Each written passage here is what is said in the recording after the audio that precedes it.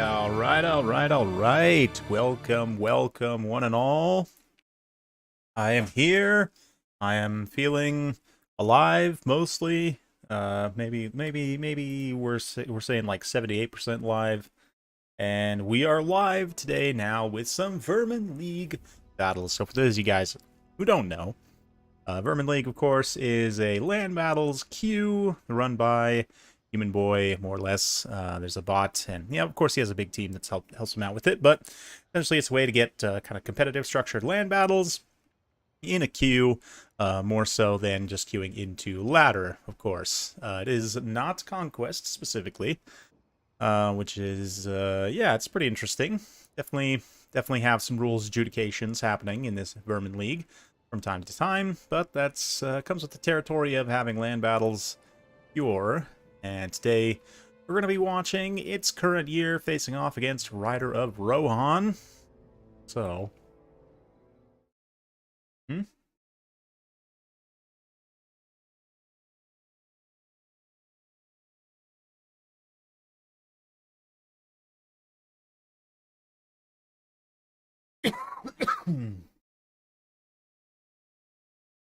looks like we're going to be seeing some... Oop, not that one.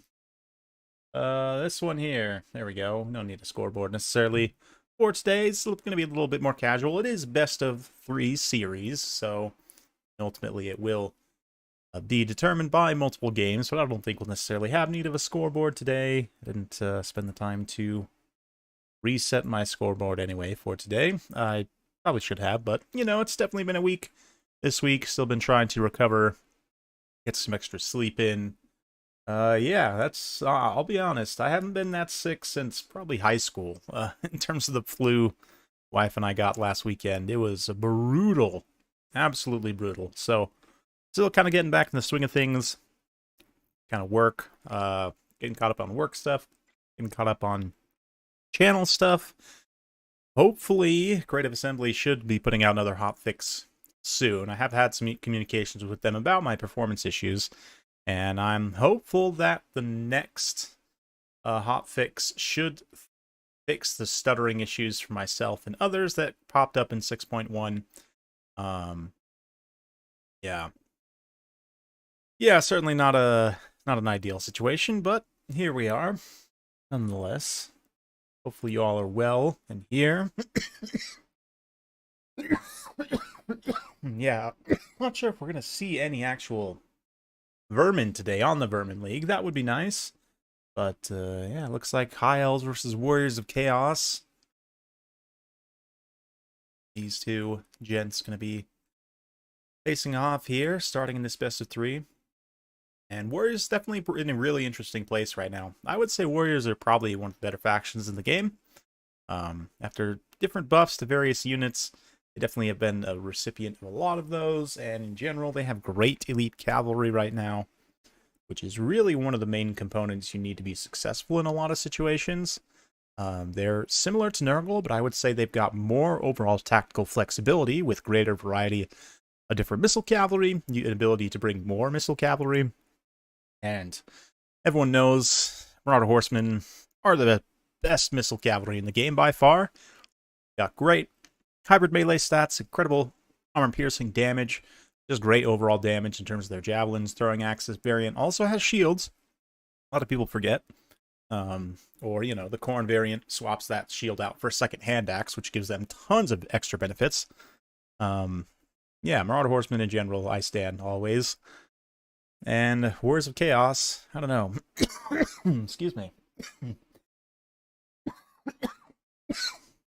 Trust me, sounds worse than it is. But, yes, we'll see. See what he's got cooking up over here. A lot of different variety of stuff you can potentially do against the High Elves. I would expect probably some instances of heavy cavalry. I mean, really the only thing they have that can compete on that level is Fireborn, which, you know, you might expect. One, got some various dual tools that can deal with that. Maybe just try and nuke it with like a Fate of Buna, or, you know, you got lots of options in terms of Winds of Magic, magic lores, got all the god-specific lores, of course. plus some really good common lores like metal and fire, death, shadow, all great choices. So metal is in particular, I'm a big fan of that one, of course. Lore of Nurgle gives you access to healing, and with that elite cavalry kind of grind against the high elves, sometimes that can help put you over the top. Of course, Lore of Slaanesh has pretty good damage and great control, and just generally is quite a strong choice as well. So definitely some considerations there.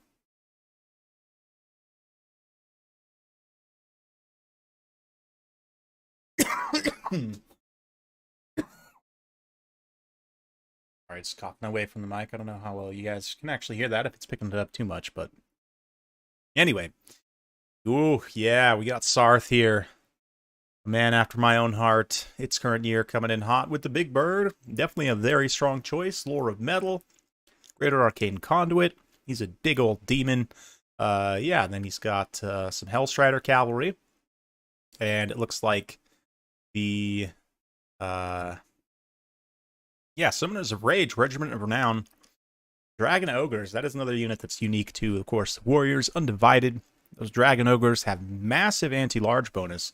While they won't kill infantry as well as other elite cavalry in a similar category, which, you know, Warriors of Chaos also have access to, things like Skull Crushers, or, you know, the aforementioned Rot Knights. Yeah, the Summoners of Rage, of course, as a Regiment of Renown, get a 1-bound Chain Lightning, which is quite nice. But then, yeah, they have a massive anti-large bonus of 26, so they're much more anti-large specialists. They've also got good melee defense. Overall, very solid unit. Curious to see how they do here. The rest of the army, we're looking at, yeah, Marauders here, a bunch of Hellstriders, a couple of Marauder Horsemen, 1 Throwing Axe, 2 Javelins, and yeah, single armored Chaos Troll. No chevrons on them, but even still, I like the pick. Excuse me. That armor is just kind of tough in general for the High Elves to deal with, although they have plenty of fire and other things that can supplement that. Looks like we'll be looking at a Plague of Rust here for the Elves. We've also got Eltharion looking pretty confident here. Yeah, Eltharions just got Apotheosis. And then we're going to be looking at probably Plague of Rust only here. Yep. Front line of some Reaver Archers. We've got some Spearmen, Dragon Princes, and Fireborn. And Phoenix, Arcane Phoenix. So went all the way up to the top tier. Not quite Regiment of Renown status, but still very powerful. Flaming Vortex of damage. Should be quite interesting. Yeah. Yeah, the Hellstriders have the speed to be able to catch Illyrian Reavers, but... Ooh, here we go. Reavers, of course, being able to do some excellent damage at range. Let's see how well each player can do in terms of keeping their units safe, not getting caught.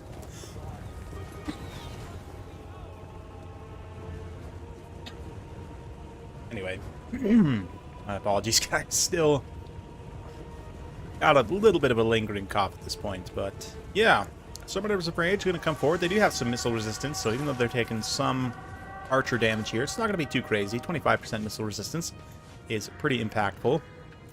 Looking like both players kind of just assessing right now. Yeah, the Arcane Phoenix could just try and drop straight on these armored Chaos Trolls, and that would result in them having a pretty bad time. Summoners of Rage you can see kind of mirroring over here, but this is going to draw these Hellstriders into a situation they do not want to be in, get caught by the Fireborn here, and I'd imagine that's going to be pretty one-sided. It's not terrible, right now at least, but yeah, this Hellstrider also gets caught, and just due to the quality of the Dragon Princes there, they're not able to overcome.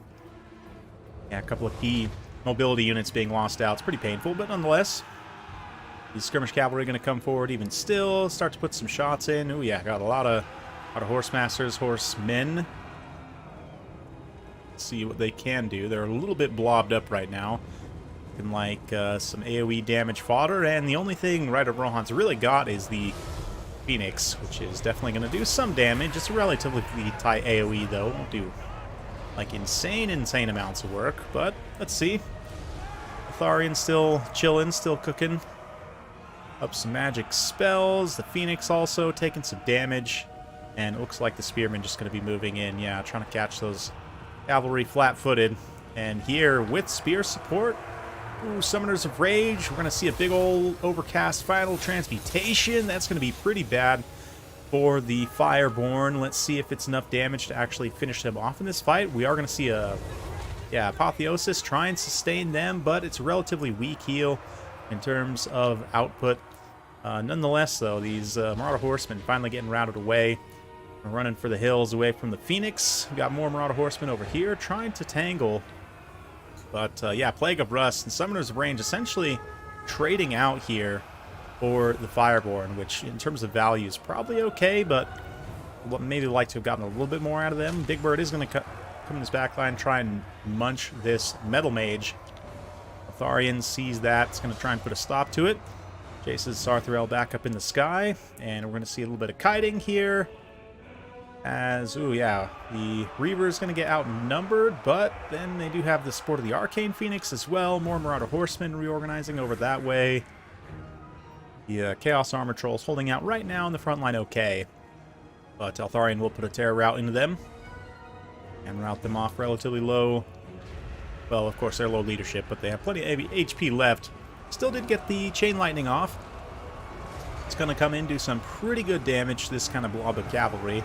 But now Sarth taking an engagement against the Phoenix. A little bit dangerous to do that with the Dragon Princes nearby, but he's also got plenty of kind of skirmish cavalry around.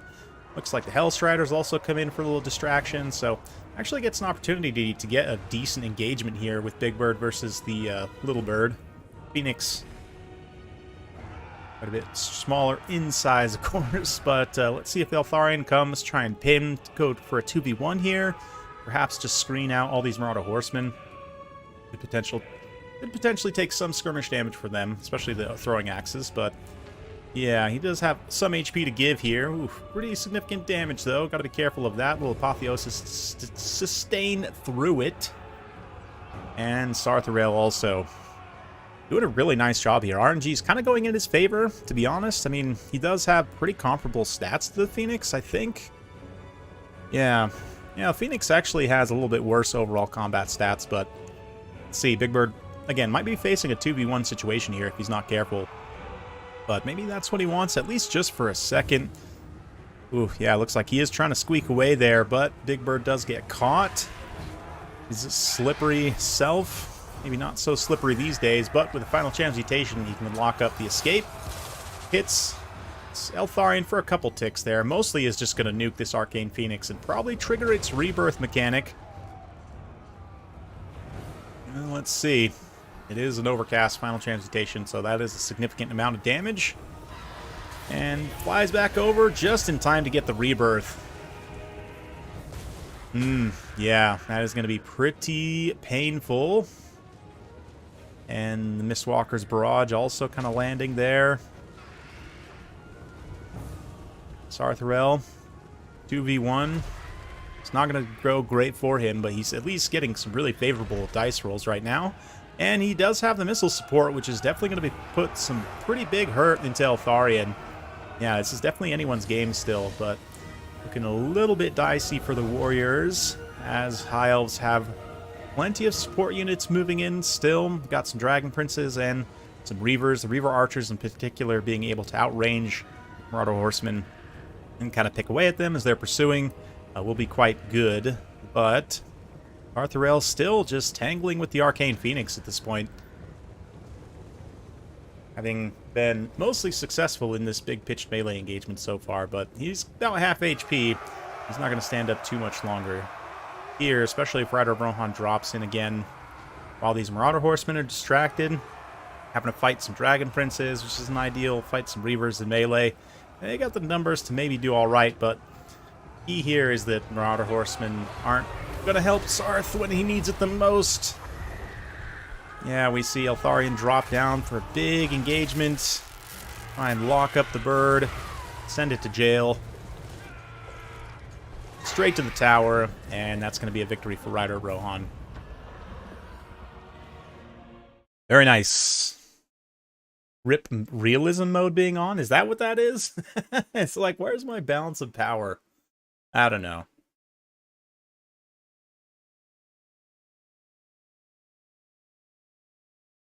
I have no idea how that got turned on, but let's check that.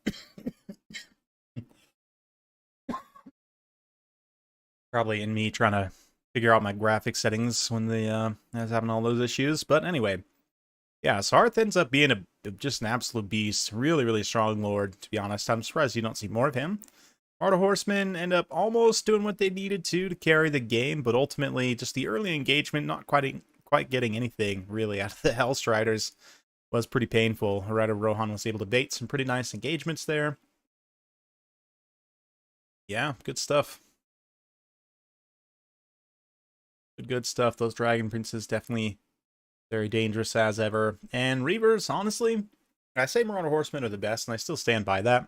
There are certain missile cavalry that actually train well into Marauder Horsemen specifically, and even though Reaver Archers, they're good, definitely good, don't get me wrong. Great in a lot of matchups, but they're probably not the best missile cavalry in the game. But again, because they're range trade, they specifically do go well into Marauder Horsemen, stuff like, you know, Skeleton Horsemen Archers, even though they're a little bit slower. Or yeah, I'm trying to think of some others. Kind of long range bow, missile cavalry, stuff like Glade Riders probably also trade pretty well into Marauder Horsemen. But it's definitely interesting.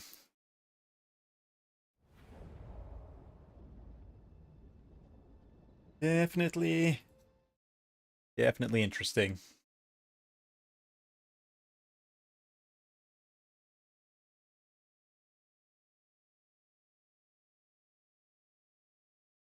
Yeah, let's actually, you know what? Let's go jump into chat with everyone.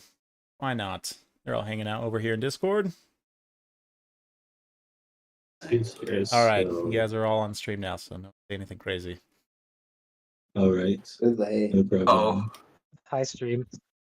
What's up, guys? hello, Dark Stream. Gary. That was a pretty Chad performance, I gotta say, from Sarth. And I'm such a stan of He Sarth. nearly. But there was throwing some damn hands. Dude, he was dueling, bro. He was dueling the Phoenix. I didn't realize he just has like straight up better combat stats than the Phoenix. Phoenix has pretty standard stats. And great animations. Oh, He's yeah. very, very, very sexy. I'll go Lizardmen. Lizardmen, right? Lizards. So, Lizards. yeah, Wood Sarth Elves. single-handedly saved me from looking like an absolute scrub there. That was a good one for sure. Lizards versus Wood Elves. I feel like this is a very classic matchup. Good old Game 2 matchup.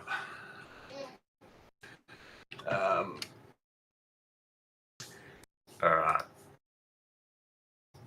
Oh yeah, I gotta see. I'm gonna pop back in the lobby just 1 second. Let me see if my realism mode is that on. Is that right? Is that what I gotta check? Where is That this? was Yes, me. Yes, that's me. I'm the scrub. I'm sorry. Oh, okay. I mean, more power to you. If you play campaign with realism mode on, like that's Yeah. awesome. But I was at a significant disadvantage, obviously. you might as well just have to replay game 1, I think. Cool, bro. No. Wait. Wait.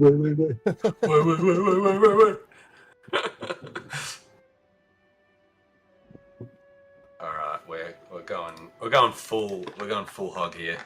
yeah, why not? I'm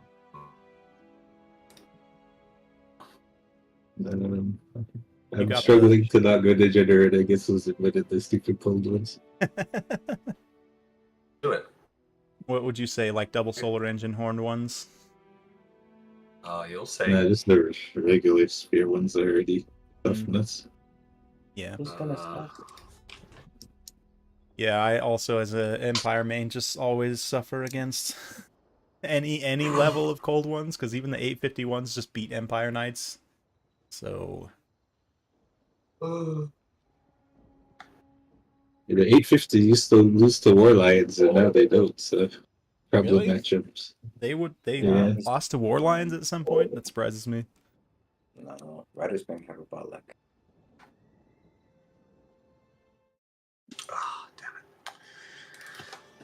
Alright.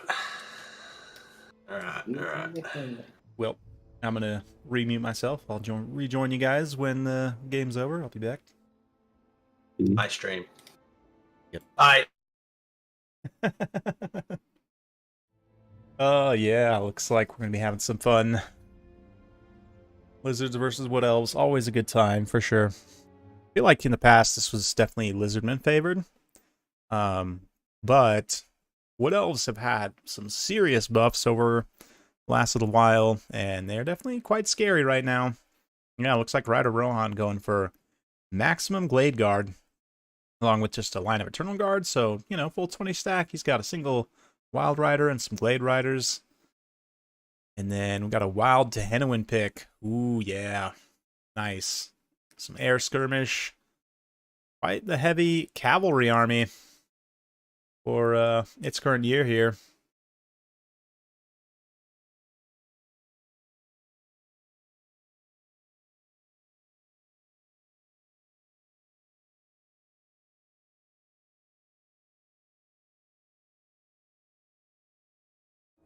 Yeah, Tehenowin up on his big mount.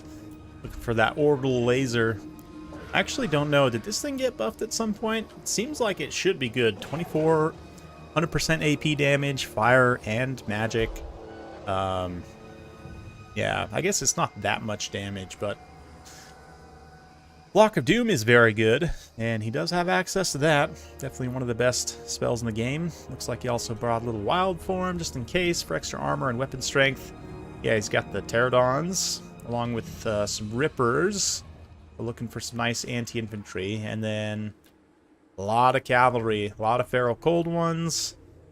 Well, just a couple of Feral Cold Ones, a couple of Cold One Spear Riders, a couple of regular Cold Ones, so looking to go all out with the mobility and try and rush down Rider Rohan's stack of archers here. You can see Rider is deploying to try and take the high ground. This is, of course, Toothgrass Hill, the map.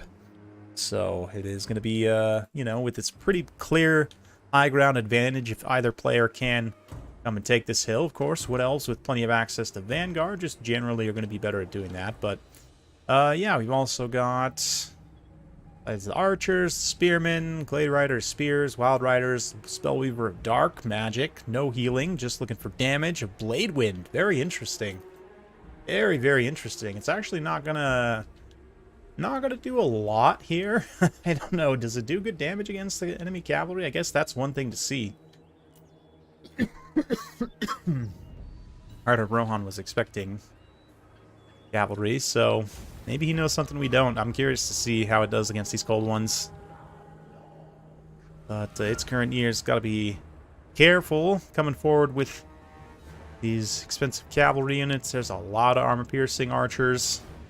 And, yeah, even got all the Starfires, the Hagbane tips, also pretty good armor-piercing. 7 armor-piercing per shot. It's just going to be intense. But let's see what they can do. Yeah, immediately you can see the Rippers moving in.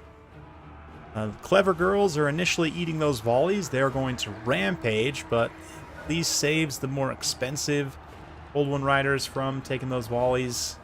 Ooh, that's unfortunate. One of them getting interrupted there on the race to the Frozen Hearth. And we do see some Rippers starting to come down and collapse here. Looks like the Orbital Laser are also forcing some of these Glade Guards out of position. Yeah, multiple units getting caught here. One Glade Rider just gets absolutely eliminated. And oh man, that Orbital Laser gets a nasty bounce, goes straight into some Glade Guard. And its current year has some pretty good disruption and other things going on here. We're going to see some Blade Wind get unleashed. Check the damage on that. Looks pretty good. I guess he's got a pretty good blob to cast it on, which is a nice benefit. But yeah, up on the high ground, the one Old One Spear Rider does trade out a Glade Rider, but still is struggling pretty badly. We're going to see some rocks getting dropped here as well. So, you know, both players definitely taking some damage, but also its current year just kind of getting bottled up here is definitely not working great in his favor. He does have a Rev Crystal trying to sustain some damage, but the fact that there's still like 5 archers here, mostly unaccounted for, is definitely going to be a big problem for him as he just loses out HP. You can see that balance power just dropping as those archers shoot in. Granted, he's got these Rippers now, going to detach try and swoop in this back line. Yeah, they do manage to actually drop down on a few. Get that Flock of Doom unleashed there. So, yeah, Blade Guards still taking some damage. Henowin going to continue to push forward. But, yeah, the Lizardmen build just lacking in meat. Have a lot of sustain. And right now, they definitely were able to come in, bunker bust, do a ton of damage. But sustain damage is looking a little bit rough here, as still try to get in and get these last few Blade Guards tied down. And, you know, the Pterodons definitely can do it, but they're not going to do more than just tie them down. But, yeah, Henowin's here now at least. He's got, you know, the Rippers pushing through, connecting on multiple units. Got a little rear charge there from those Old One Spear Riders. More Flock of Doom. The Lizards are definitely trying their hardest here. But the Archers at this point, a lot of the original wave that had been broken are now regrouped and have formed a nasty concave to try and fire onto Henowin.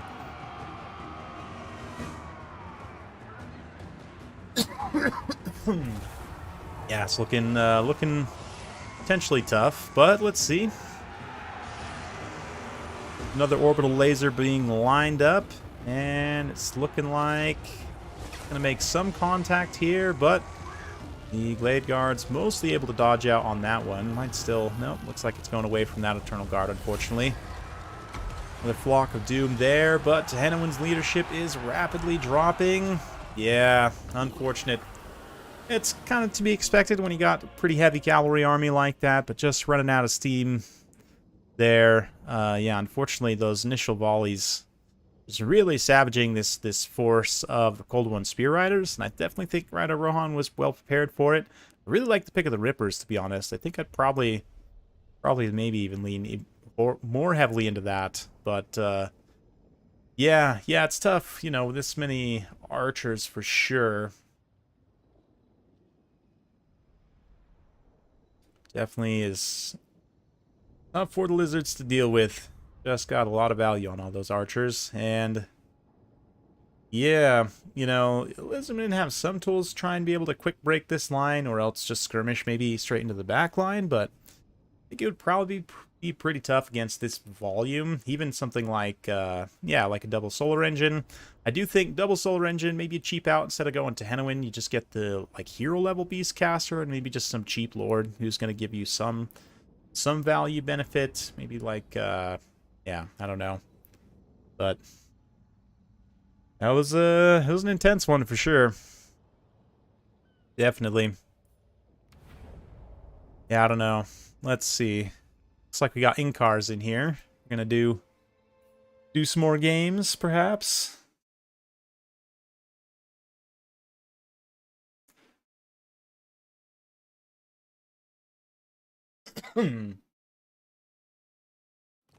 Yeah. Yeah, because the solar engines, the one thing is they're, I mean, the debuff they do, the blinded debuff, where is it? Where am I looking? I mean, they're 1200, so it's not like they're insanely cheap.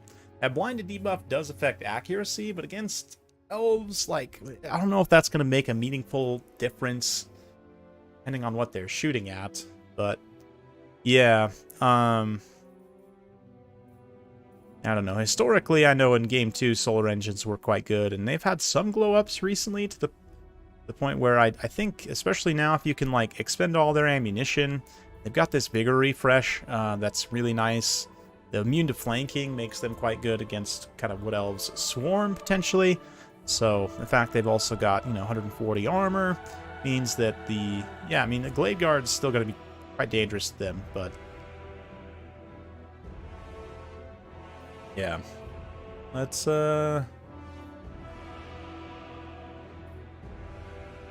see here. I'll pop into this chat and see who's up next. Stages. All right. I would do like, I'm gonna make these fantasy cruises. So I have like costumes and shit, and I'm like decking out like squirt guns and bubble guns. All like. No, we can type it to because now I'm streaming. Yeah, I'm streaming. Oh. Sorry, I should someone should have let you know when I was in here. But anyway. You were different, so I was just... yeah, I was just gonna see who's up next. Are we doing Inkars versus? Well, yeah. Yeah. You did. I'm in the hot seat. I'm Nice. going for 5 from 5. I'm losing my placement games here. Ooh, well, Not fair. Not fair. You fought me for 2 placements. So right Yeah, from that's Rohan's true. OP That's true. right now, especially. Yeah, no, he absolutely pulled my pants down. All right, we're gonna do something. Yeah, Is your camera on with your pants down? Because I think we're gonna need to see this for validation purposes. Yeah, That's you for the probably don't only want to stands. see that.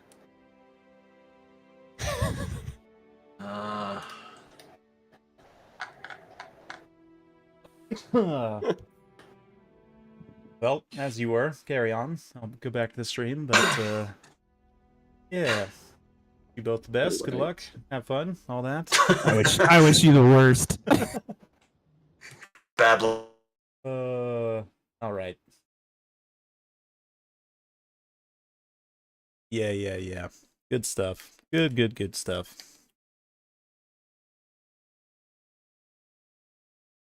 Let's see. Green Tide versus Warriors. I might spy some builds here once they're getting ready to load in.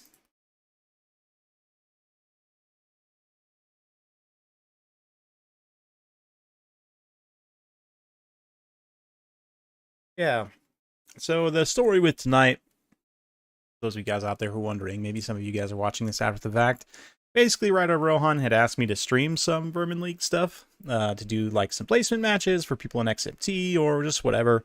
And yeah, I said that sounds like a lot of fun.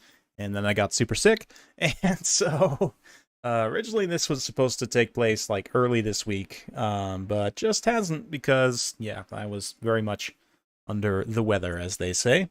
So we're here now, though. We're ready to go and having some fun. Definitely having some fun. Let's see if Fitzcarronier can overcome Inkar's Green Tide. It's definitely an interesting one. I could see maybe a wild Mutalith Vortex Beast pick here. The Regiment of Noun in particular can be quite devastating. See what the Greenskins can do. What else?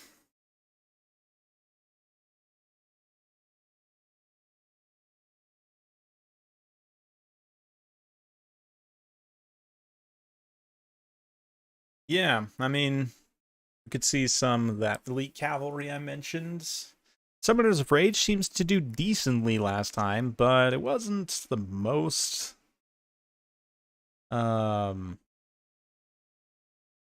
Yeah. They seem to do pretty well, but it wasn't the most impactful. I mean, certainly they were able to trade out another high-value target of similar kind of cost. Get that decent chain lightning placement, but we'll see what they can do this time. I mean, Greenskins tend to take less on the side of, like, as elite units, obviously, as High Elves. Maybe you don't need something that's designed to kill other elites in such a, prevalent manner. Maybe you just need things that are designed to mow through larger amounts of lower tier units. So again, looking at something like Knights of the Brazen Throne, maybe, or some other elite cavalry that can really just put the hurt down, right? Yeah. Greenskins cavalry is definitely very scary, so you would want an anti-large component of that, probably. But no, instead, yeah, going for double anti-large with the, with the Dragon Ogres. Oh, man. Sorcerer Lord of Death. He's got 3 Khorne Halberds and 2 Slaanesh Horsemen once more. Some Marauder Horsemen. Throwing axes as well. Yeah, interesting. Very interesting. WARZAG leading the way on the opposite side. Somewhat snipeable, but we'll have to see what mount the Sorcerer of Death is on. If he's on a dragon, he could potentially snipe him out, but it's not the best mount by any means. Definitely a pretty Chad pick, but let's see. Oh, he did take the dragon. Wow. Nice. That's pretty cool, honestly. He does have Tormentor Sword as well. He's got Breath Attack, Spirit Leech, so might be looking to get a little cheeky snipe on WARZAG here, which he definitely can. WARZAG is quite snipeable. He's got WARZAG under his command. He's got an idol.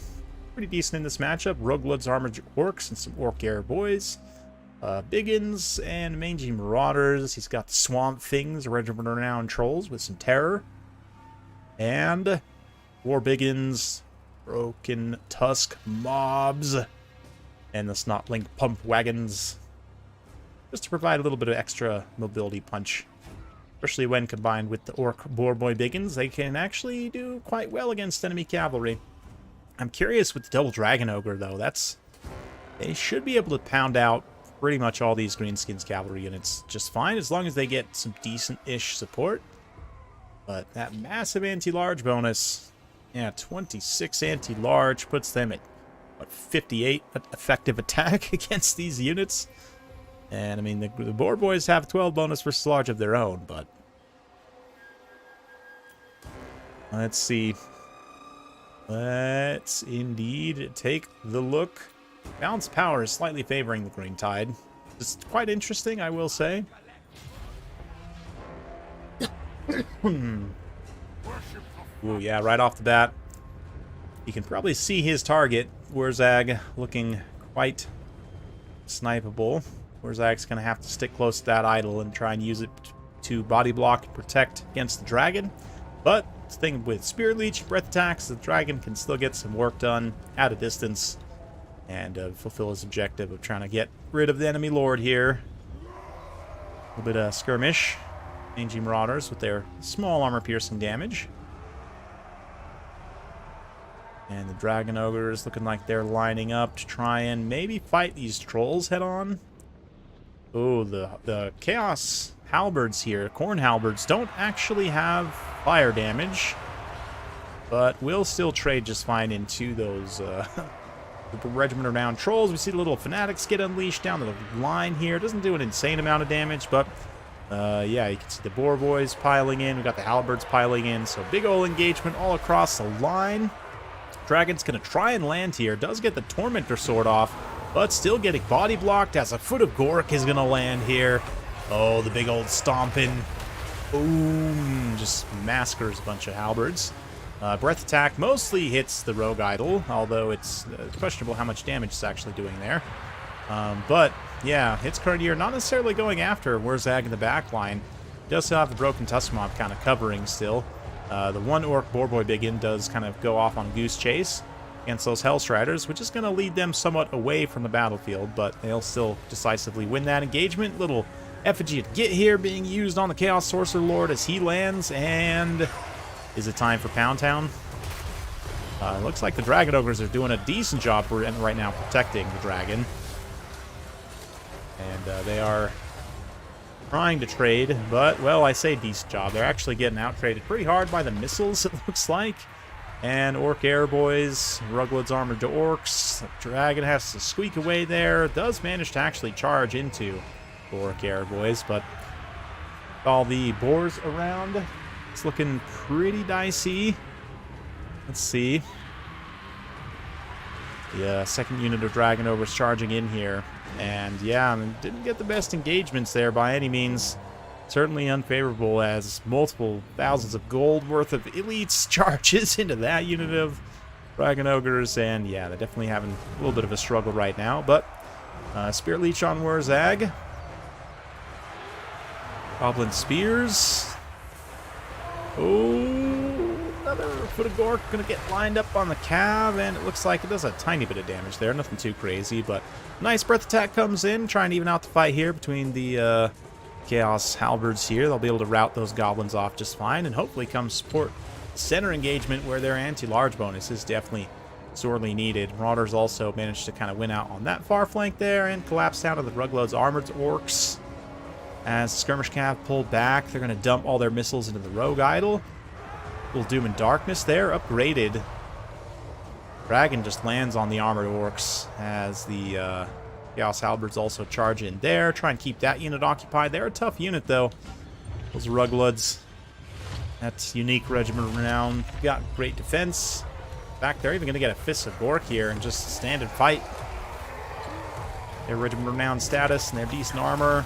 Holding the line until the idol can show up and truly force the dragon back. A little bit of skirmishing from the cavalry here is doing some damage against these Orc Boarboy Biggins, but And the Dragon Ogres, I'm actually kind of shocked at how poorly they performed here, to be honest. And I think its current year was definitely expecting better from them as well. But yeah, definitely did not fulfill what they needed to do of helping against those big, large targets. Both of them only like 500 damage value there.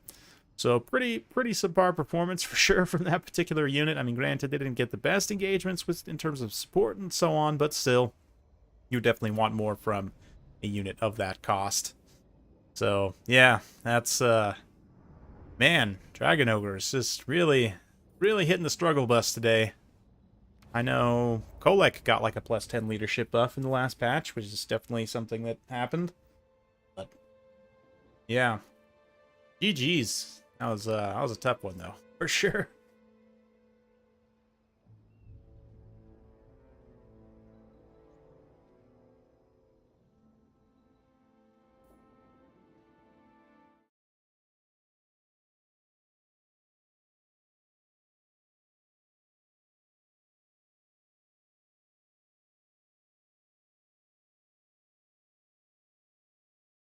Okay.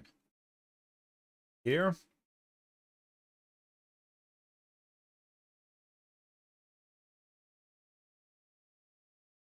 Get their fix locked in. Let's see.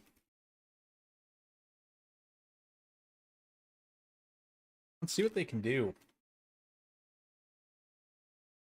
Back in this thing.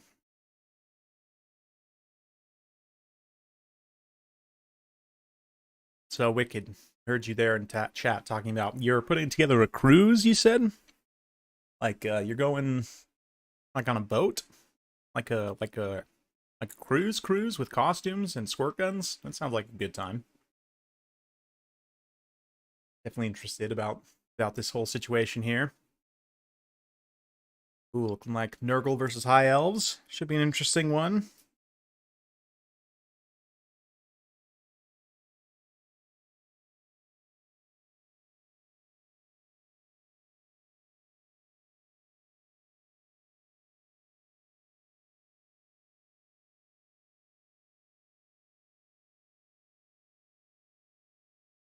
All right. Yeah. Isles versus Inkar's Nurgle. Spy real quick. They're gonna potentially do here.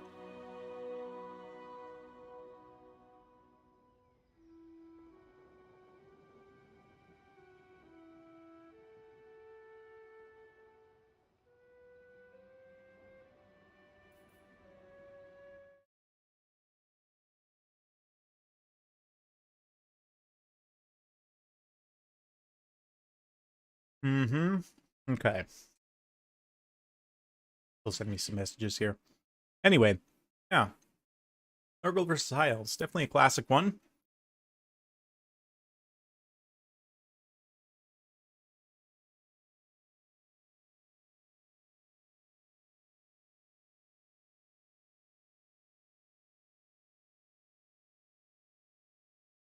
Yeah, Nurgle's in an interesting place, definitely.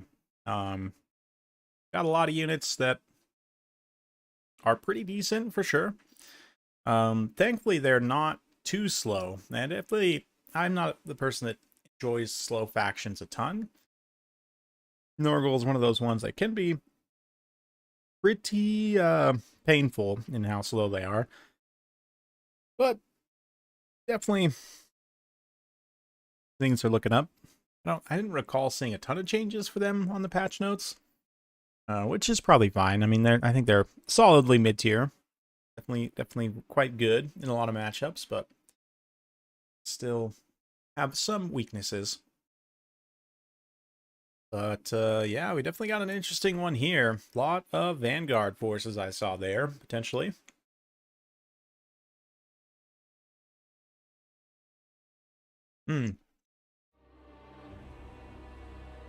Yeah, so we've got some Pestigors here with Nurglings. Rotting Riders. He's got the Noxbringer Soul Grinder. He's got Chaos Sorcerer Lord of Death. Or of Nurgle. Yeah, of Death. Okay. regular Rot Knights. So this is interesting. So the Nurgle Vanguard Infantry Force, you start a little bit further forward, kind of seize some initiative from your opponent, also gives you plenty of space to work with the Soul Grinder. Almost like I used to do something similar with Cygors, spread them out with, Beastmen Infantry, and kind of go from there. So it should be quite interesting in that way. We've also got Imric leading the way for the High Elves on horseback. He's got a Mage of Fire and a bunch of Shadow Warriors. So we're going to be trying to avoid the ammo-eating effect of the Soul Grinder, of course. Noxbringer has a component where it just destroys ammunition. Yeah, we're going to try and avoid that if possible, but we'll see. We've got some Reaver Archers, Spearmen, and Rangers. Let's get things rolling. Hey, what's up, Goj? Oh, did your players ever fight that Golem, Goji? Or has that not happened yet? I am very curious to see how they do, and if they have any thoughts about it, or if you have any thoughts after running it. Anyway, I am working on some stuff for D&D. You guys should see some posts on this channel about that within the next month or so. Actually, I should be starting to release a few things, but one Reaver Archer just kind of gets eaten up over on the far side.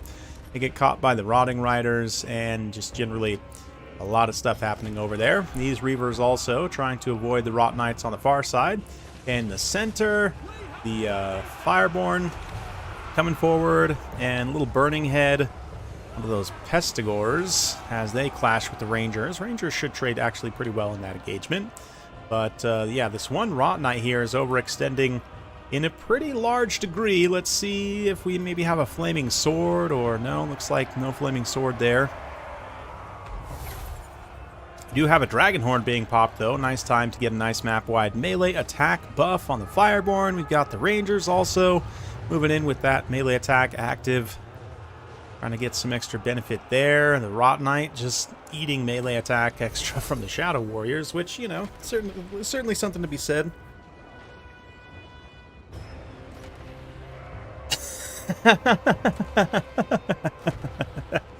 Oh, that's great, Goj. I love that. Yeah.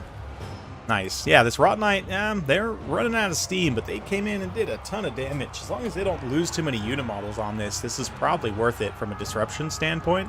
Likewise, the Fireborn also got hit pretty hard there, and the Rotting Riders are still alive, so from an elite cavalry perspective, that's pretty bad for the High Elves. But they still got a lot of archers trying to fire in here. Oh man, that one Rot Knight does kind of still survive. Looking pretty rough.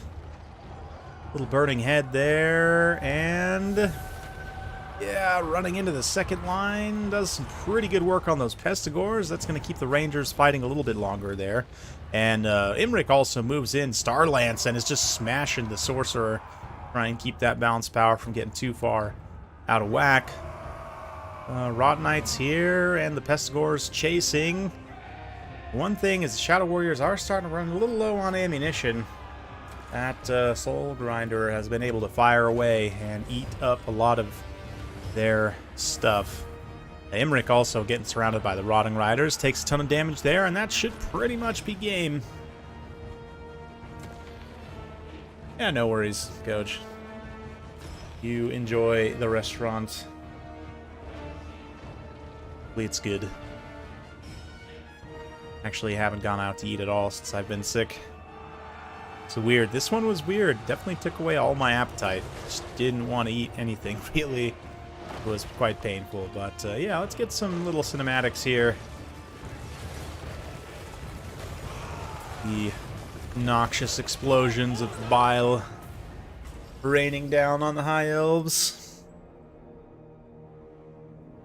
Yeah, it was definitely a time for sure. Yeah, those Shadow Warriors, unfortunately, just didn't get a lot of value. Unfortunately, I mean, the Rotting Riders just YOLO charging into them ultimately proved pretty effective. Test scores didn't really do much either, but really, it's just the Rot Knights basically carried the entire game. Unfortunately, the Fireborn losing that initial engagement, that was kind of the one answer the High Elves had, right?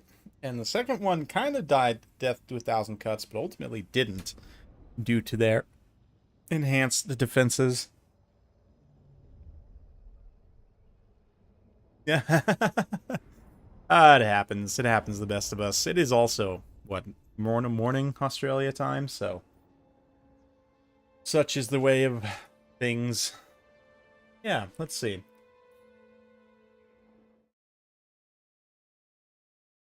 Let's see who else, if anyone, is going to queue for some Vermin League games. So, okay, I'm back. I was going to see, anyone else want to queue into some Vermin League games I can spectate? Okay, we got your queued already. Who's gonna queue? Okay. Yes. 897 elo. Hell yeah.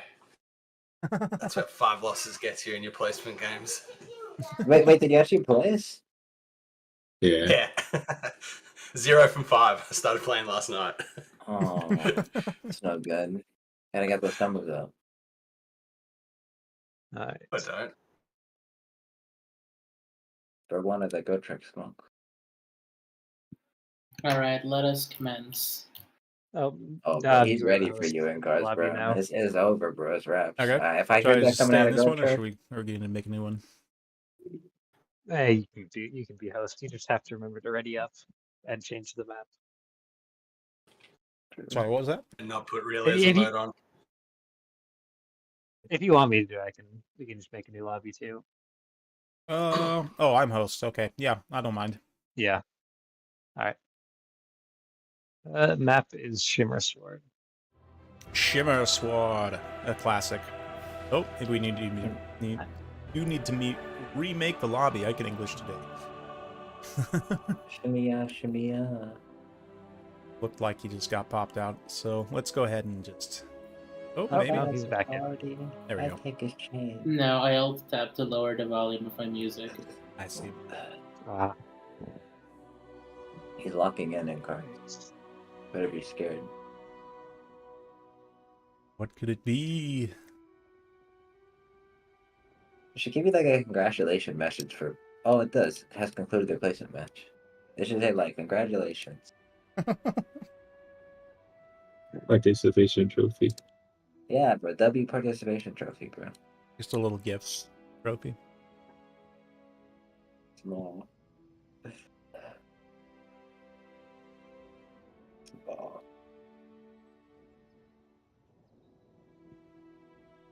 Fuck, chomp. Well, Incards has Thor's global bans. That's probably why he took this matchup. No, I don't. You literally just said earlier you did, so I didn't know. If you I were literally following just said I have no global bans. Ooh. You can No, look at. you're not gaslighting. You literally said word for word, bar for bar. I have Thor's global ban already. So stop lying. That was icy. No. Disagree. That was me. I'm guilty. I would still disagree. Disagree on our principle. This workout can never be wrong. You can't back down at this point. Yeah, never back down Commit. number one, bro. I stand on business and die on business. Right, who wants to give me loss number 6? Me. Oh my god, me. Oh, are we gonna have undead versus undead? Yay! Yes. My favorite. Alright, I'll be back. Nice. That's. Can't believe they're giving us Vampire Coast versus Tomb Kings. Undead versus undead, how could it be? That's okay. At least it's no vampire counts. At least they have archers and cavalry and guns. So it'll be a little more dynamic than, you know, decrepit meat bags ineffectively slapping each other. Can we get some Skaven tips? Yeah, here's my Skaven tip. Take Globadiers. That's the tip. Poison Wind Globadiers are your best friend. That's it. That's all I got. Yeah, no, literally, that is it. You want Rat Ogres for mass. You always want some Rat Ogres. Never forget at least a couple of rat ogres. And then, yeah, take Globadiers. That's it. That's all you got to do.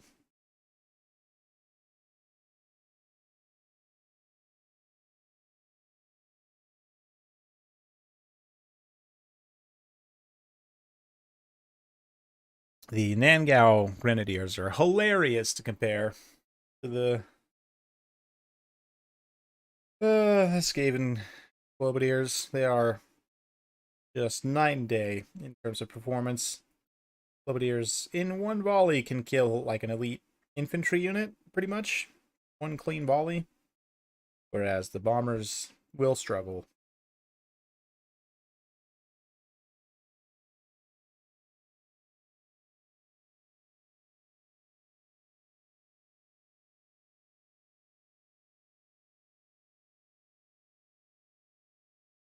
Oh, I got it ready. My bad. There we go.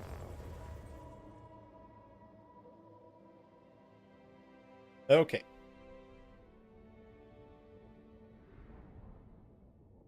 What do we got here? We got some guns, we got some bombs. See, the key difference between the bombs of the coast and the bombs of Cathay is that the bombs of the coast, not only do they have like 50% more unit models, basically, they have way more unit models, they also just deal more damage on the first shot, like significantly more, so it's not great. Not great to be a Grenadier, a Nangao Grenadier, today's game.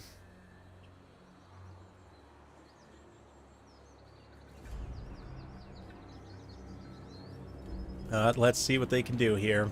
So we got those bombers. We got a buffed bloated corpse. Yeah, that's right. Bloated corpse has got a cost reduction, which is amazing. We got some deck guns and a carronade, so quite the ranged build here.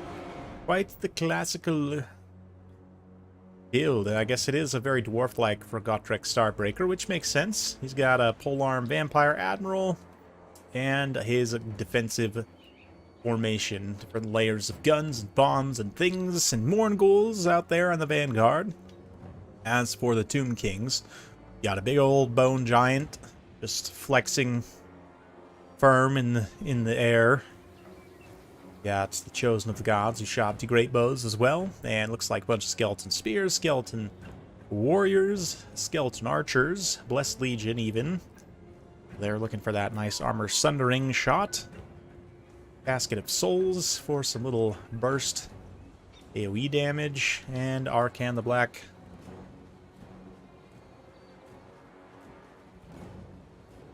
The most foul Spirit Leech, Tomb Blade, looking to summon skeletons.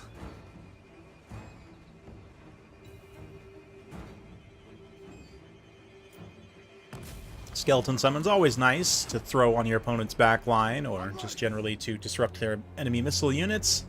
Bone Giant hits the tree, open things up, and let's see, is it going to try and trudge back and trade out the cannon here? That is the question. The Casket of Souls unleashed also into the trees, basically completely ineffective, that first shot. But I love the pick of the bloats. How can you not love bloats? They are significantly less cost now. So let's see how they can do. Let's see if the big boy can maybe get himself into something to do some damage. Nope, looks like Cetra's going to come pop the balloon. Takes minimal damage, or not Cetra, Arcan even. But oof, the Chosen of the Gods come forward. They get hit by these deck guns, and that is going to be a big old chunk of damage on them. The carronades as well. And, oh, the bloaty boy. He wants to give him a hug. He got it. He got it. And I don't know how much damage he did to him, but, you know, he got it. When's the last time we had a haggard bloat pursuit on this channel? That was great. That made today 100% worth it. Not that it wasn't worth it already, but that just made my whole day. The Bone Giant's actually doing okay trading out this carronade right now. But losing the Chosen the Gods Ushabti is definitely quite painful for Inkars. They don't have any Necrotect or any way to kind of stabilize them either, so they are just going to keep crumbling here, which is pretty painful. But the Casket's raining some hurt down. We see a little bit of skeleton summons here on the bombs.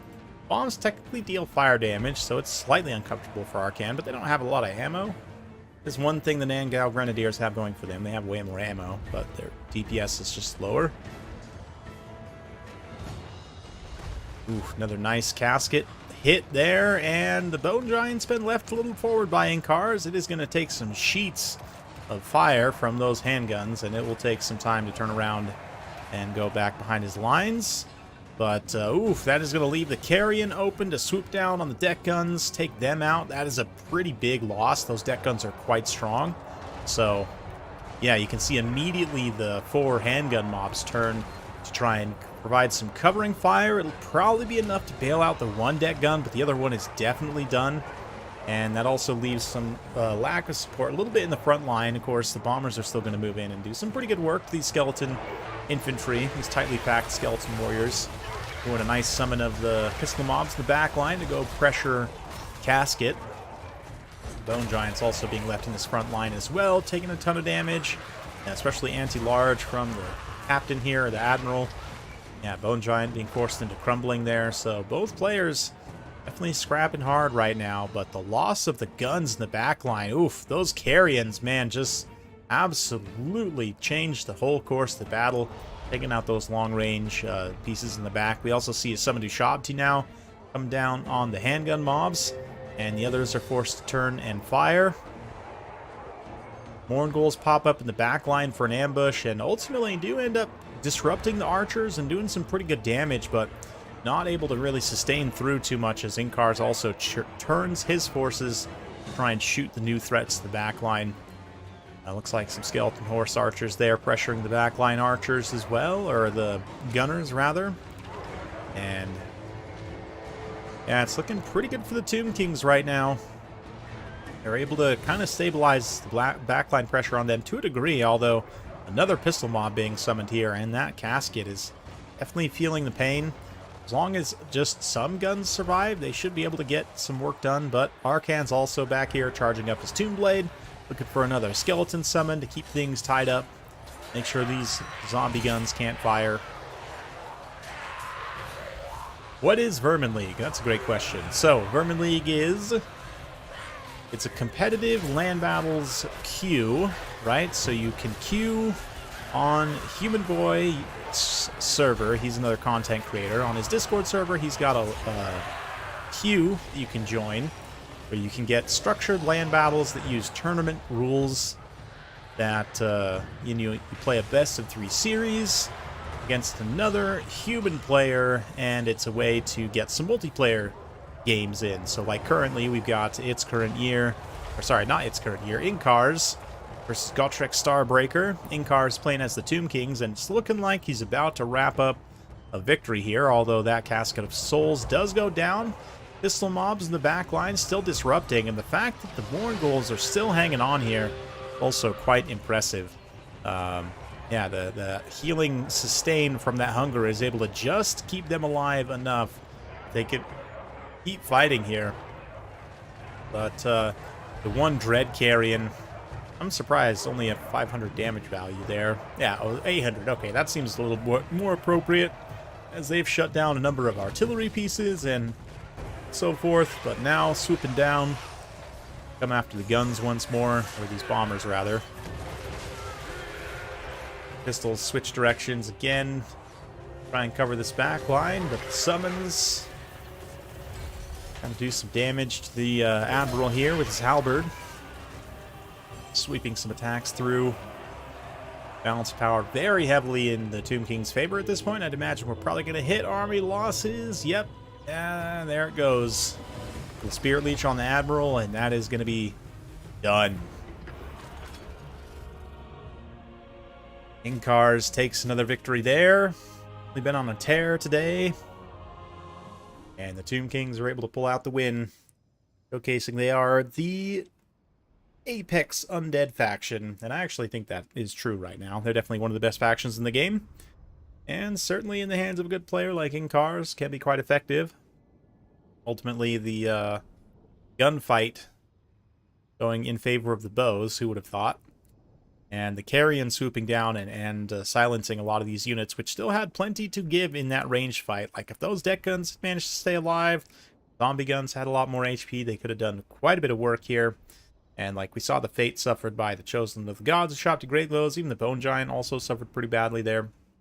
But ultimately, it was just, yeah, Skeleton Horse Archers, the Blessed Legion also, the regular Skeleton Archers.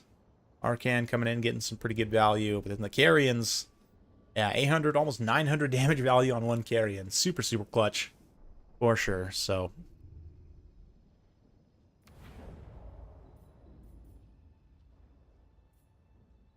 Okay, and the map is going to be Reichland Estates, okay?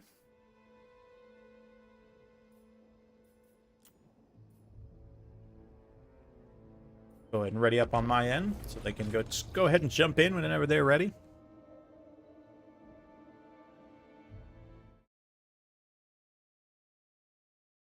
Yeah. Yeah, so Vermin League, if you're a newer player, wants to try and sort of get a feel for playing under a tournament rule set, with sort of a little bit more of a structure than just jumping into quick battles, Vermin League is a great way to do that. It is land battles specifically, so it won't prepare you for something like Conquest, which is basically just land battles with a single capture point. And it's definitely quite different from Domination. But definitely it's a good way to get some experience. Like I said, getting used to playing under tournament rules with tournament army restrictions. Kind of a way to dip your toe into the competitive scene to see how well you like it. Maybe get some practice before you join a full-on tournament. And yeah, writer Rohan asked me to stream some games from it today, which is why we're here, and it's been quite a bit of fun so far. So I'm going to keep it going probably another 30 minutes to an hour or so, and then I'll sign off for the night. But yeah, glad I was able to do at least a small stream for you guys today.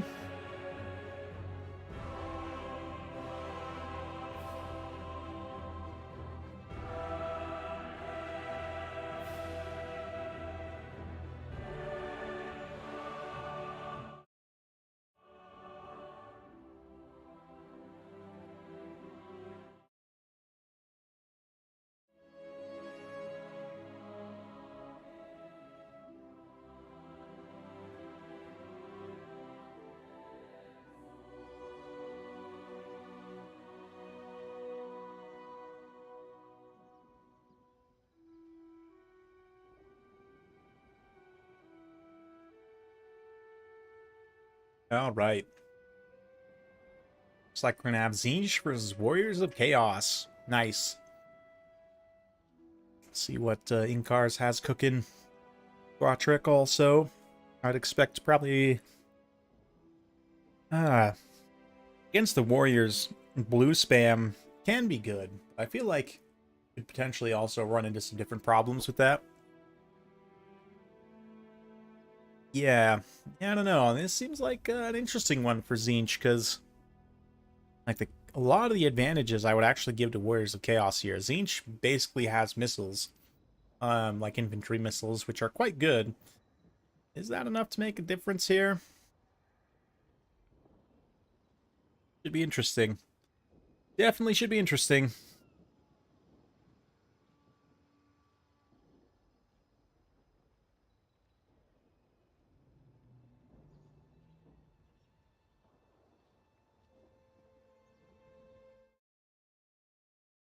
All right. Ooh, Changeling. Very interesting. With the guy, which means the Changeling's probably changing into a non-caster character. So let's see. Versus Azazel. 5 Marauders. We got the Knights of the Brazen Throne. Nice. And the Regiment down Tzeentch Knights. So you got your anti-infantry, you got your anti-large.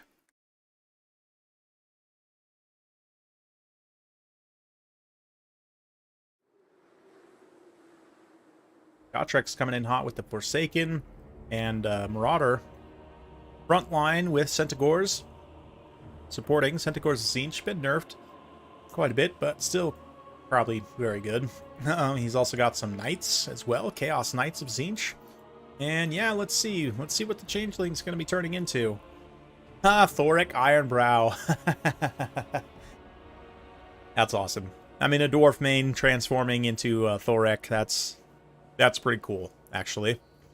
And Thoric's not a bad character to transform into. Certainly is going to be interesting to see what kind of benefit he gets specifically from Thoric here. I guess some of the runic magic buffs help juice up some of these, like, Forsaken and whatnot. It will be really interesting. Really interesting. Did not have that bingo on my bingo card today. Changeling based. Well, a changeling into a dwarf lord especially. Is that, like... That's insane, actually. So... in cars here, yeah, Azazel, as mentioned, we got the one chariot, like that pick. All the cavalry. This Knights of the Brazen Throne is probably going to go burr here, though. Like, I don't see a lot that's going to really threaten them significantly. But, Thoric, he's got his full complement of runes available to him. And it's looking like just YOLO charge. Why not? Yeah, we're getting close as the chariot and the Rot Knights come crashing in. We're going to see a follow-up immediately of Centaur's Tzeentch. Countercharging really nicely, actually, into the Rot Knights there. And same thing over here. Cascading Fire Cloak and Rune of Negation on those, wow, really nice synergy. Giving massive damage resistance buff to those Centaurs as they fight in a pretty pitched engagement. Ultimately, once it wears off, they are still going to get clobbered, but it kept them alive. As long as it was active. Yeah, Pavane being used over here on the Centaurs of Tzeentch. Zazel, of course, having Lore of Slanesh, being incredibly strong combatant. It's definitely a very good pick. But yeah, these Forsaken and other units able to just eat up this far side of the formation. Knights of the Brazen Throne do come in and get some pretty impressive damage already. They're grinding it out now against a bunch of units, which they should have no problem in just ripping through. So yeah, I like the play for Tzeentch. I don't know how well it's working right now. A Plague of Rust, or Acquiescence rather. Yeah, Cascading Firecloak, try and balance things out as Chaos Knights hold against the Rotting Riders. Azazel jumps into their midst. Got some Forsaken also mixing it up in here. So it's a big old nasty Chaos blob. And I think actually maybe going in Tzeentch's favor somewhat. But those Knights definitely got pounded out pretty hard. Question is, how much can Forsaken do? Yeah, Cultist of Tzeentch here. Maybe some Burning Heads still lined up, but let's see. Maybe we're going to get some big rune magic here. Have to watch to see what magic templates pop up, but Forsaken here, just eat some Javelins. Not really doing too great in terms of leadership. They're trading okay, certainly, against like Marauders and whatnot, but Mantigores catch the Hellstriders out there, do some damage before they themselves get finished off. Knights of the Brazen Throne gonna counteract the Centaurs here as much as they can, at least. Run in and massacre them. But yeah, the Knights of the Brazen Throne, I mean, they are gonna be very tough for this Tzeentch build to defeat. They don't have any direct answer.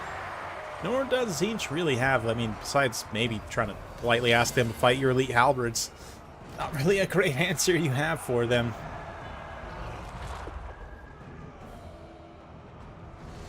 Super interesting. Super interesting. Yeah, another Burning Head there. And, ooh, yeah, Marauders get hit. And those Marauders get hit as well. Question is, can Tzeentch stabilize? Yeah, Thoric's a pretty good force here. Not the craziest combatant in the world, but he'll kind of fight somewhat. It's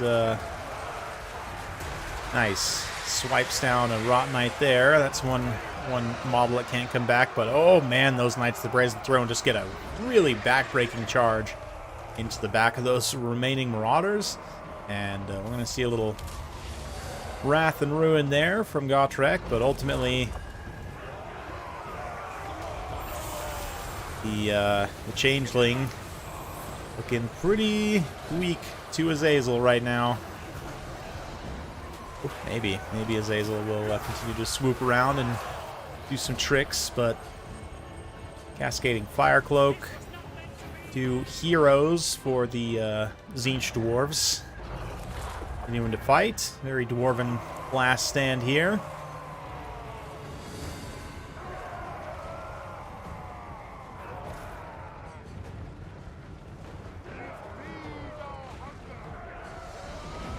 Yeah.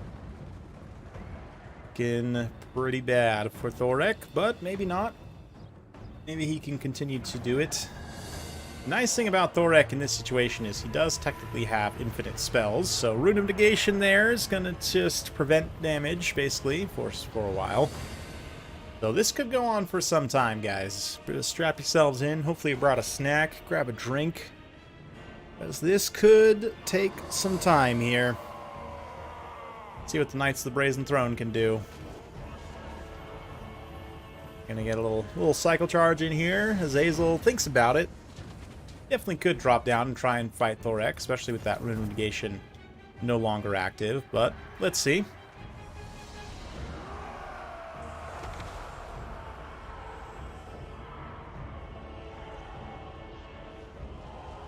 Throwing some javelins from the Missile Cavalry.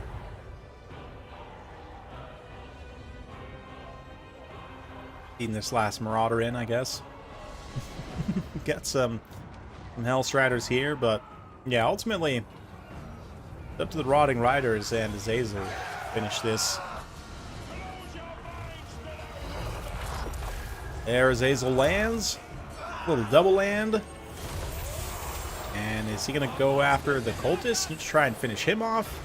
That would make a lot of sense. Changeling is also taking quite a bit of damage at this point, so we'll see him being the target, but Azazel just in general is such a strong combatant. He's no problem for both these, even like a 2v1, he still has a pretty decent chance. Doesn't want to unnecessarily risk it, so he doing some cycle charging, as he should.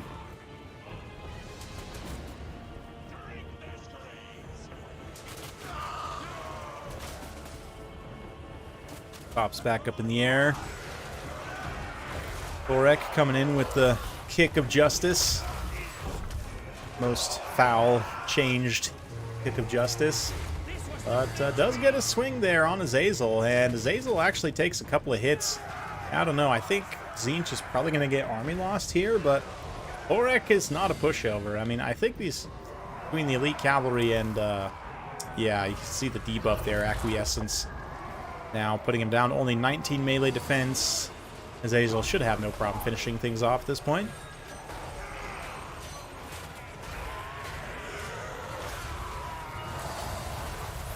And get the Knights of the Brazen Throne in there just for good measure. Why not? You know, have them do some attacks into the Dwarf Lord. And that should be it. Yeah, there it is. I love the pick. Didn't end up working, but I love the pick. Changeling into Thorek is not something I expected, but it was okay. Yeah, it did all right. The Forsaken is an interesting one for sure, just bringing this many. They actually do generally trade pretty well here. It's just the rest of the army ultimately doesn't do what it needs to, especially the Chaos Knights. Probably should have just been more Centaurs, to be honest. But it's a fun one for sure. Definitely an interesting matchup. So, yeah. Yes, indeed. So, Thorek was cute, but yeah, it was a fun one. I like people trying something different, even if it doesn't work all the time. You know, how else are you gonna know unless you try it? But nasty. Well, I think to finish things up here, let's go ahead and get one series from replays. I do have one series from Ryder Rohan versus Suarvi, who is definitely a very solid player. So we'll watch this series in replays, and then I'm probably going to call it for tonight. But thank you all so much, everyone who came through, stopped by, participated in either watching or playing. I certainly appreciate all of you. And now for the finish, we're going to go, yeah, Dark Elves versus Khorne. Rider Rohan. He's got Khorne Helebron on foot. He's got a bunch of Scourge Runner chariots, some Witch Elves, Old One Knights, Sisters of Singing Doom, and the Knights of the Ebon Claw. Khorne coming in with some Blood Beasts, nice, and a Minotaur, sort of one Minotaur and more cheap Minotaurs. Karnak, Art of Horsemen and Throwing Axes, Valkia the Bloody, more Minotaurs with great weapons out there. So immediately, going to be charging into the chariot, charging in the chariots rather, into the infantry, quick disruption charge, and then immediately got to pull away as those big scary Minotaurs give chase. Loving the color scheme on these Scourge Runners in particular right now. But yeah, you can see the Khorne units just following up with the Bloodthirst, appropriate to their faction. Blood Beasts moving in, and it's going to be a big old messy blob engagement. I say big old messy blob. Khorne Helebron drops her red miss. We're going to see a little Occam's Mind Razor. Wow, big old overcast Occam's Mind Razor to increase the weapon strength of these units. Very interesting. Up to 74 weapon strength on those Cold One Knights. That is pretty nasty. I can see outdueling Khorne being a problem for a lot of factions, but a lot of people don't remember that the Dark Elves actually can juice themselves up into one of the best melee factions in the game. Certainly when you've got like Witch Brews and all sorts of other stuff going on. The red mist of the lady there, the other lady. Is it going to be enough, though? I mean, ultimately, the Witch Elves do kind of run out of steam relatively quickly, which is to be expected. Knights of the Ebon Claw also kind of got pounded out there, and Karnak moving in against Khorne Helebron. Not going to be a great situation for her as she gets cornered by the Hound. Not a caster, but still just doesn't probably want to be fighting this. Meanwhile, Scourge Runner chariots getting caught up by Blood Beasts and Furies, and it's not looking great for Rider Rohan right now. So Arvid managed to get a lot of great catches. Get a lot of these high-value units tied up, taken down. Ooh, the Sisters of Singing Doom running to try and help, but yeah, Khorne Helebron just gets meat ground. Absolutely pulverized. And the Marauder Horsemen of Khorne honestly probably could have just countercharged right there and still maybe just win that. It's such a strong unit.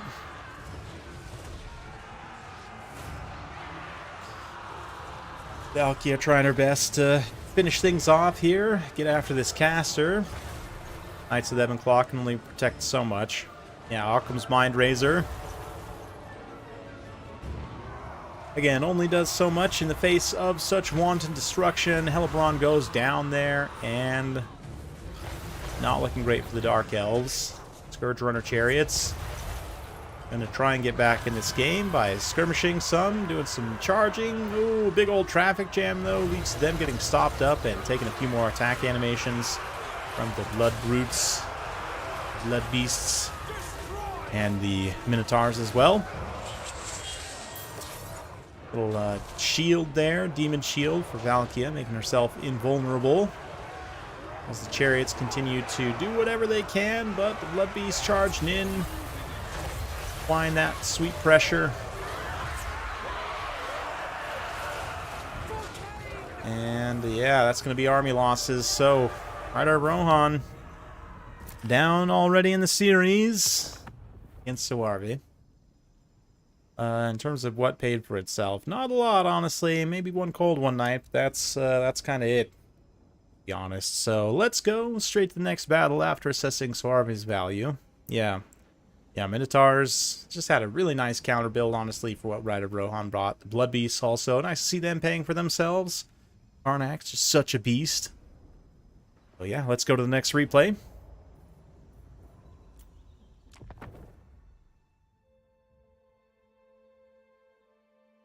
And it's going to be High Elves versus Warriors of Chaos. This time we see a very different approach with double Hell Cannon. That's pretty wild. We got double armored Chaos Troll, double champ. Mess of poisoned marauders. Between Slaanesh and Nurgle. Really strange build, for sure. Prince on a dragon.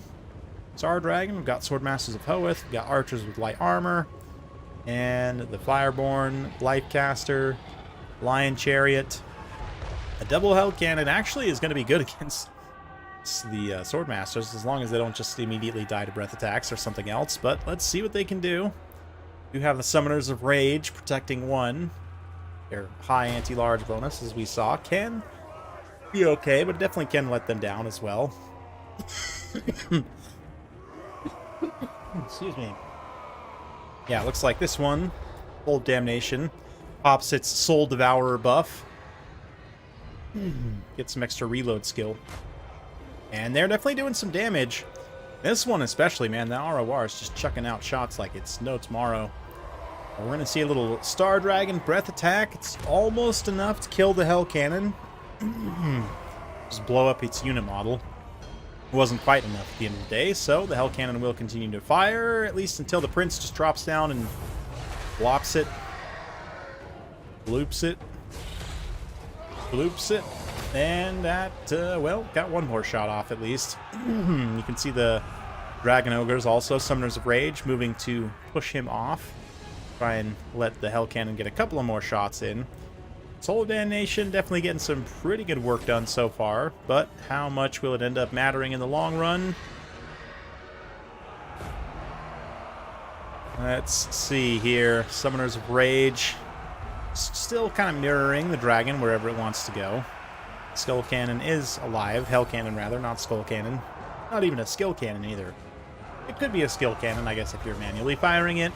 But anyway, yeah, the Sorcerer gets kind of caught up fighting the metal, or the Life Mage here, rather. Gonna pull up some Chaos spawns. Sorcerer Lord of Tzeentch, one benefit he has is he can summon those spawns, and they're gonna get in this back line, do some pretty good damage so far. They're also taking a significant amount of damage, but the disruption is very real.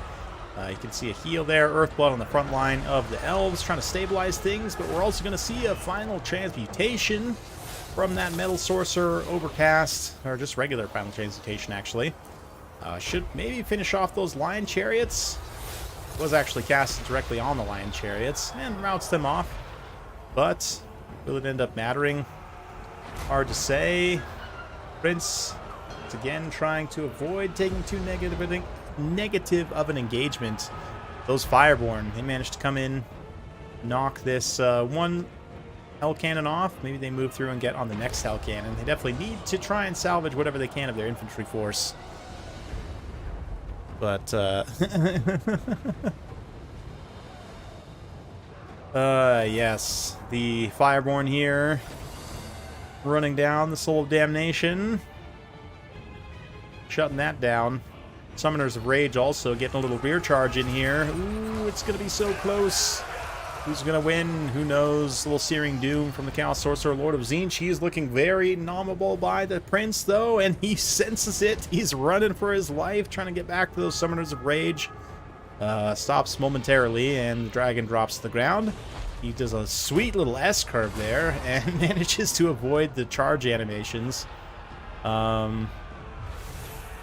Yeah. Nice.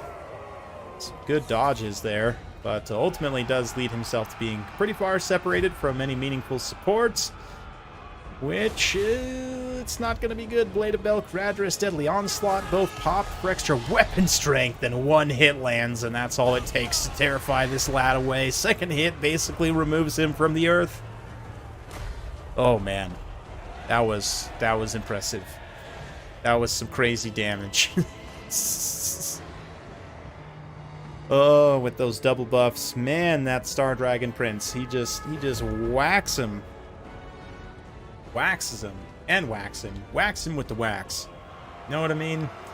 And that is probably going to be a pretty decisive blow. I don't know. Bounce power is still in the Chaos favor, actually, as this blood cannon continues to fire. This Hell Cannon here popping its blood buff. But now going to be run down by the Fireborn. Yeah, they're gonna get those little Chaos Dwarf crew members, skewer them with lances. Slanesh Marauder Bros. Hey, Wicked with a 169. Nice. Very nice. Oh, yeah. Champs moving through as well. Gotta love the pick of the aspiring champs. They're gonna be pretty tough for the High Elves to kill, but somehow there's still some, like, Swordmasters moving with that horde as well. Handful of them that remain are no doubt getting some good hits in. But the Star Dragon still being so healthy is definitely a problem. It is a huge, huge problem. Summoners of Rage. Yeah, there we go. I'll give it a heart. Yeah, Summoners of Rage looking to potentially rear charge here. Subscribe or die is going on right now as well. I'll let you say so. Little Earthblood here to try and sustain these units, and the Summoners, they land. They're gonna get some more hits in here. Good benefit for the High Elves is they have a lot of units kind of eating hits for the Prince on the Dragon right now, so the Summoners can't be doing their full brunt of their damage to them. Likewise, Chaos kind of leaving them a little bit right now, not really running over any other support units. The Armored Chaos Trolls could maybe make a difference there, but I understand wanting to keep at least one near this Hell Cannon to try and protect it, but I would probably run the other unit of Trolls into this combat right here. Summoners do get tear routed there, unfortunately. But the Champs, these little blocks of Champs moving in. Champs are definitely tough units. And as a result, going to be difficult to kill for sure.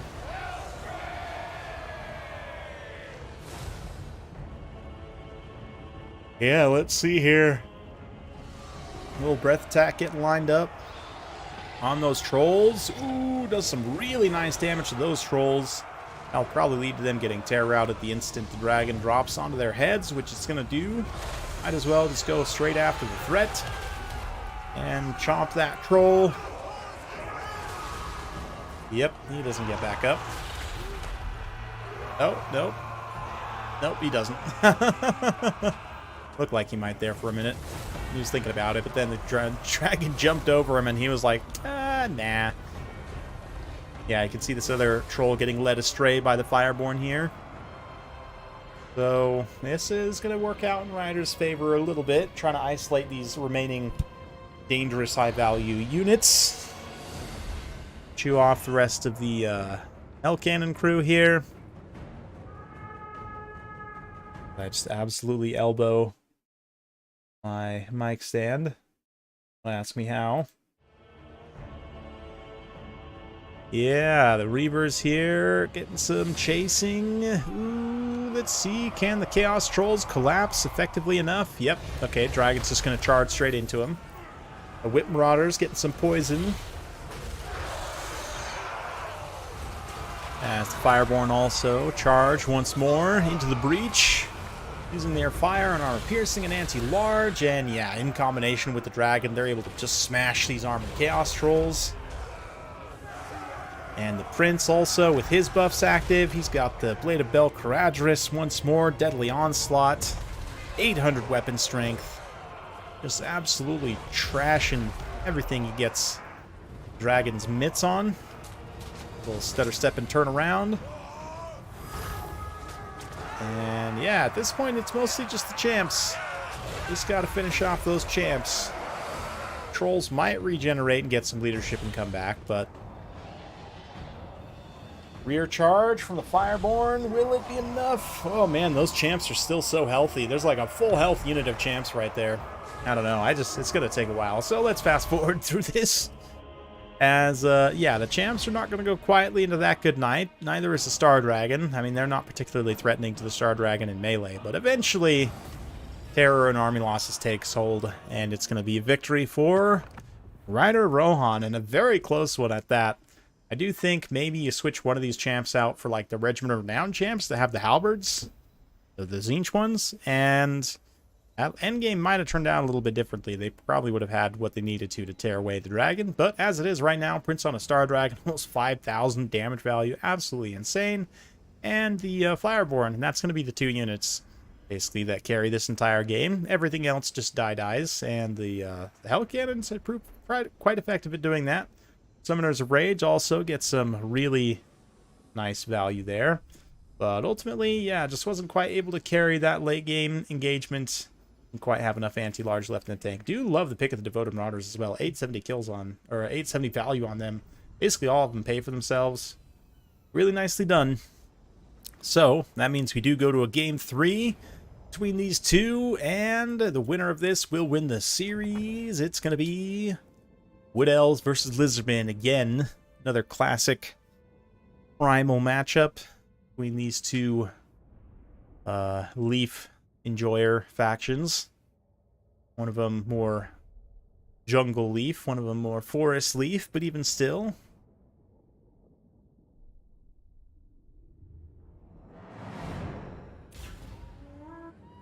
And they are off.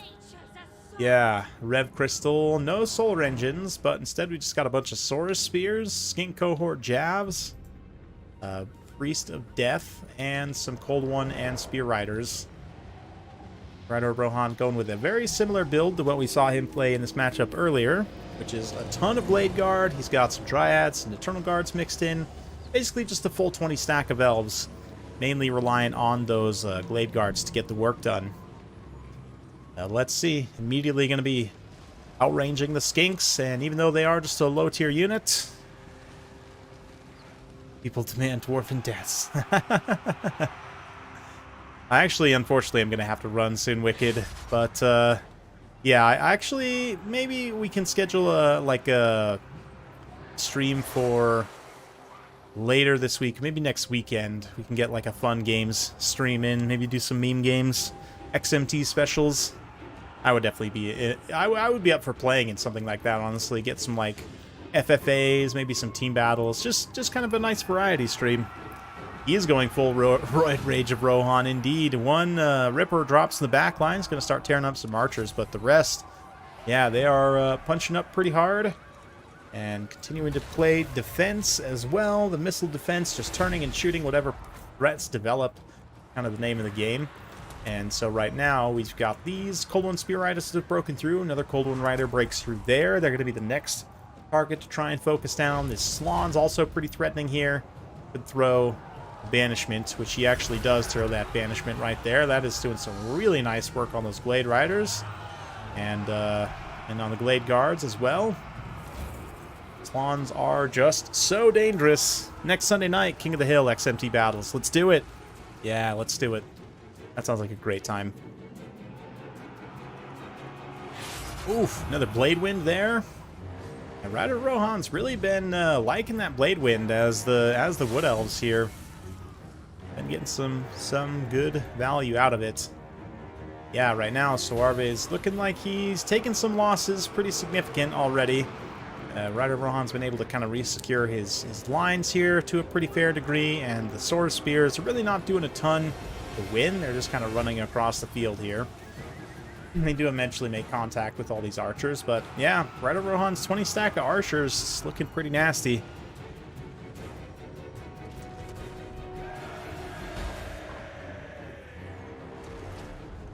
Yeah, Saurus Spears, they're great at what they do. They're a very sturdy kind of mid-tier spear unit.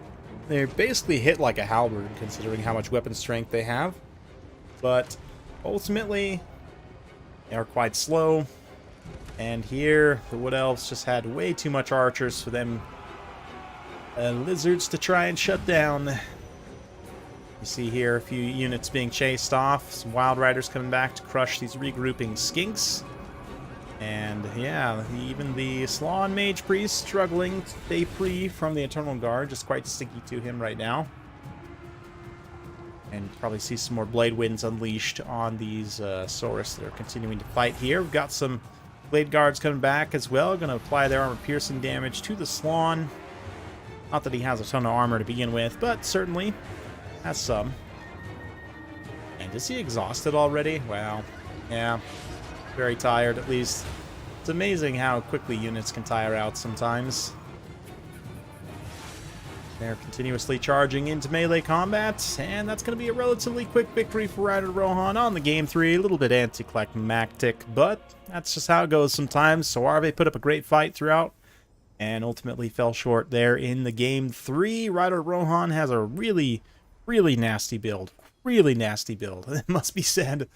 Yeah, this gives some problems to the Lizardmen, as we have seen in multiple games. And it's definitely one to watch out for if you're playing them in this matchup. It's nice combined arms win from the Wood Elves there. So RV definitely tried his best, but ultimately just really, really tough to try and bat this many archers with what he had. Even just 2 Sora Spears, I mean, yeah. With a lot of cavalry, still wasn't quite able to get it done. Like 1 cavalry lands, but then the rest of them just really have a tough time for sure. Rippers as well, even. You know, the combination of the 2 of them is something that I would probably look into as well in this matchup, but just seems like could potentially be tough for sure. But thank you all so much for coming out once again. It's been my absolute pleasure. Yeah, thanks everyone for being here. Thanks to everyone who played, everyone who watched. GG's. And be sure to stay tuned for more Warhammer 3 battle content coming this week. And yeah, I'll get a variety battle stream scheduled for next Sunday night. I think that sounds like a lot of fun, Wicked. So be sure to stay tuned for that. Thanks again. We'll see you next